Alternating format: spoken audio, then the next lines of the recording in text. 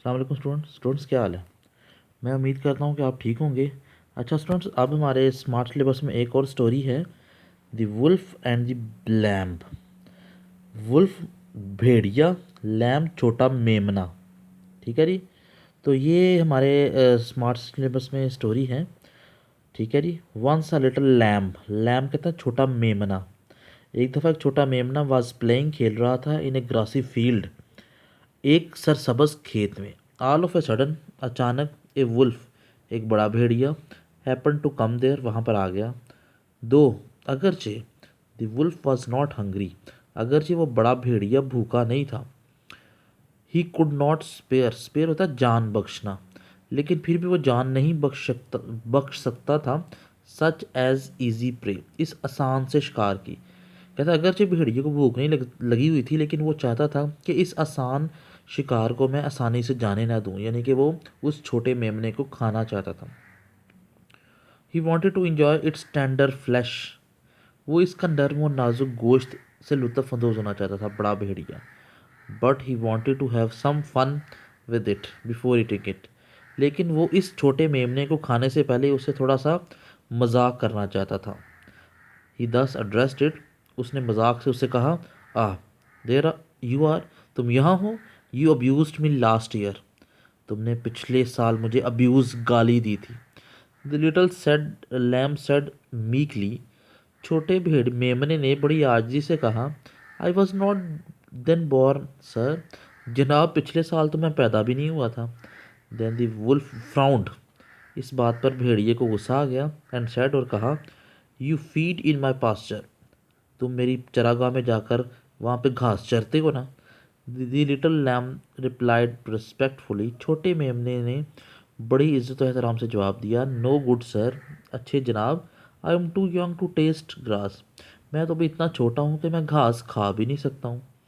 I have not eaten any blade of grass, मैंने आपके खेत में से एक घास का तिनका भी नहीं खाया है।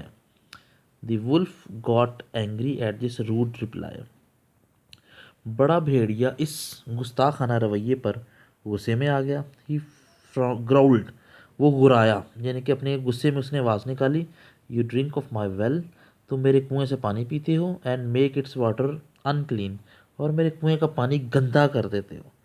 नो, नहीं जनाब, the little lamb bleated humbly, छोटा मेमना बड़ी आजिज़ी के साथ चिलचिलाया, I don't eat yet drink water, मैं तो अभी पानी पीता भी नहीं हूँ।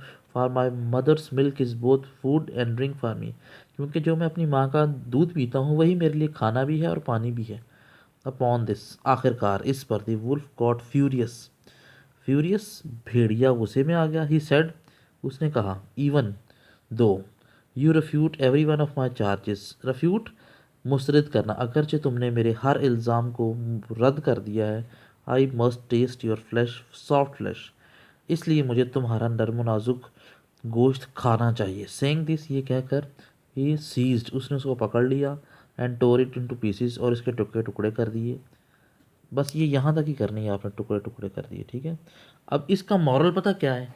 इसका मॉरल है, माइट इज़ राइट।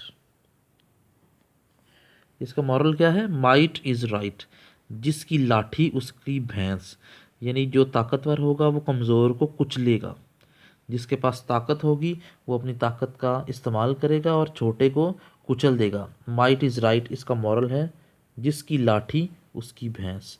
तो स्टूडेंट्स, ये हमारे स्मार्ट सिलेबस में स्टोरी थी, the wolf and the lamb. ठीक है जी, ये आज हमने पढ़ ली है, और इसका मॉरल है, माइट इज़ राइट, जिसकी लाठी उसकी भैंस। तो आपने ये स्टोरी तैयार कर लेनी है, और ये हमारी स्टोरीज़ जो हैं वो 11 हो गई हैं, बस एक रह गई है, उसके बाद हमारा स्टोरीज़ वाला सिलसिला भी ख़त्म हो जाएगा। तो ये आपको अपने सनशाइन का सफ़ा नंबर 600 पूरा जो है ना, उस पर आपको मिल जाएगी ये स्टोरी।